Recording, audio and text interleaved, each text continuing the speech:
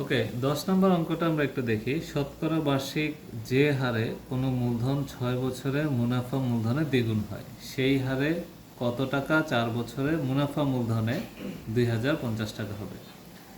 আচ্ছা, এখানে শতকরা বার্ষিক যে হারে মানে প্রথমে একটা হার চাইছে, কোনো একটা মূলধনের কথা বলা নাই, ধরলাম একটা এক্স নামক একটা মূলধন একটা নির্দিষ্ট হারে 6 বছরে মুনাফা মূলধনে দ্বিগুণ হবে। তো এই যে প্রথম অংশে যে হারটা, সেই হারটা আমি প্রথম অংশে নির্ণয় করবো এবং এই হারেই দেখো সেই হারে কত টাকা।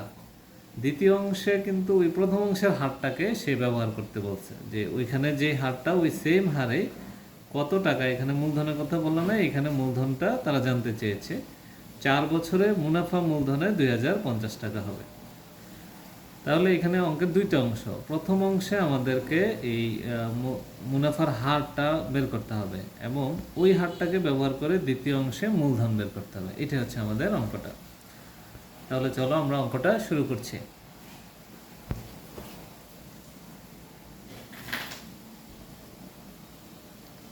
দশ নম্বর,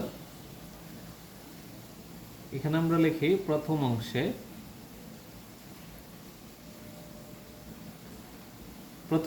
আমরা কি করব, আমাদের যে মূলধনের কথা তো এখানে বলা নেই, সেহেতু আমরা মূলধন ধরে নেব। 10 নম্বর অঙ্কটা প্রায় 7 নম্বর অঙ্কের মতোই। তো আমরা প্রথম অংশে ধরি মূলধন সমান সমান 100 টাকা।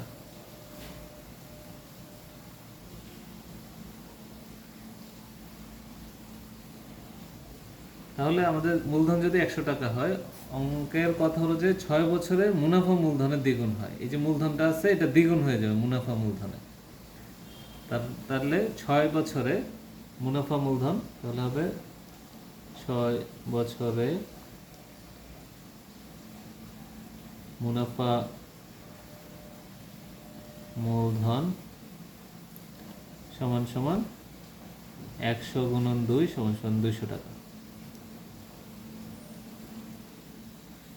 অতএব এটা তো মূলধন 100 টাকা, মুনাফা মূলধন হয়েছে 200 টাকা। তাহলে মুনাফা কত হচ্ছে? মুনাফা সমান সমান হচ্ছে 100 টাকা, কারণ 100 টাকা মুনাফা, 100 টাকা মূলধন, দুইটা মিলে হচ্ছে মুনাফা মূলধন 200 টাকা। তাহলে এই প্রথম অংশে আমরা এই জিনিসগুলো একটু লিখে নেই। এখানে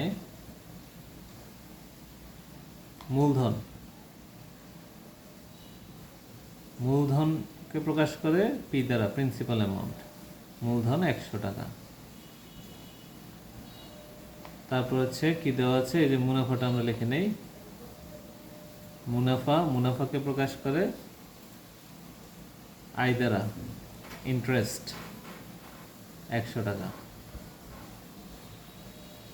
তারপরে এখানে সময় দেওয়া আছে কি 6 বছরে, তাহলে সময় এন সমান সমান 6 বছর।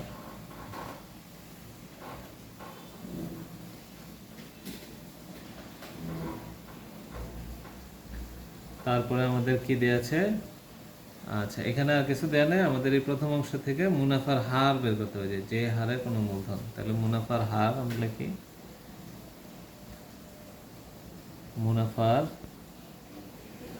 মুনাফার হারকে আর দ্বারা প্রকাশ করে, আর কত। তাহলে এখানে আমরা কি জানি, আমরা একটা সূত্র জানি, আই সমান সমান পি আর এন।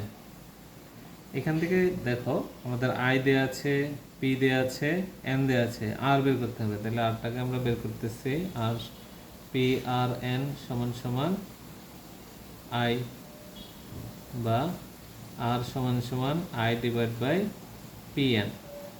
এর মান বসিয়ে দেই 100, আই এর মান, পি এর মান হচ্ছে 100, এন এর মান 6। এটাকে করলে হবে 1/6।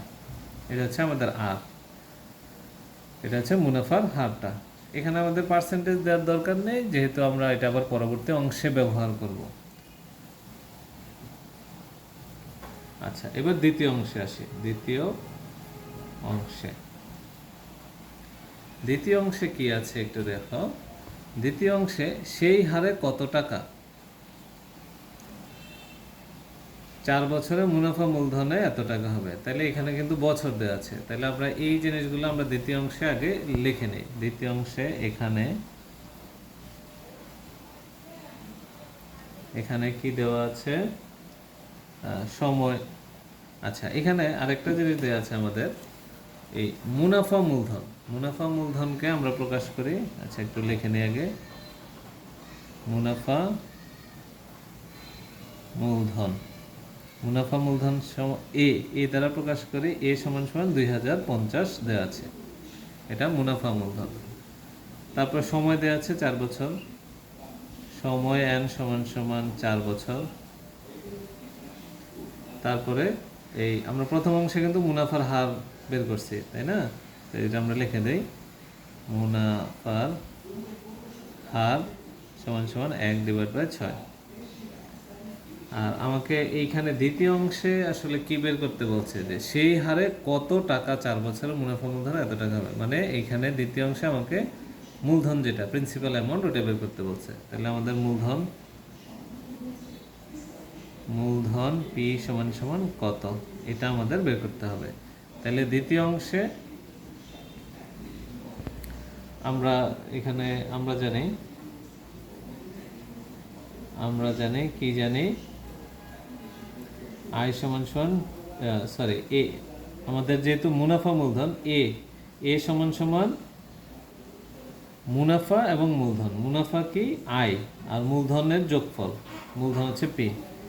এই মুনাফা মূলধন তো হচ্ছে মুনাফা এবং মূলধনের যোগফল, তাই না? তাহলে সেসব ক্ষেত্রে আমরা এ সমান সমান আই প্লাস পি লিখতে পারি।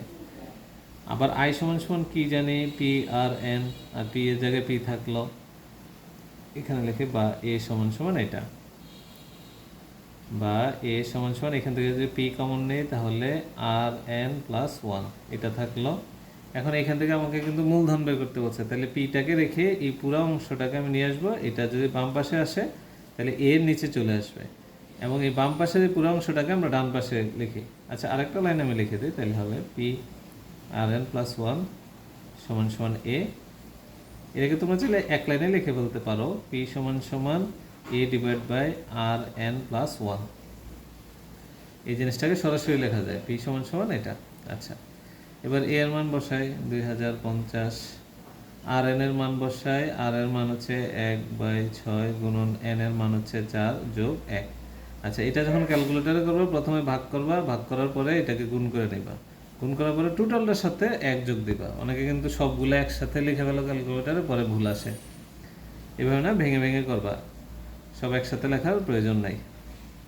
আচ্ছা, এটা যদি করি আমরা তাহলে কত আসে,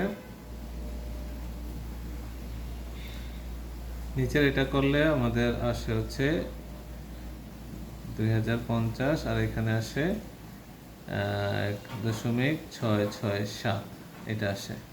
এটাকে যদি আমরা করি তাহলে আসে 1229.75।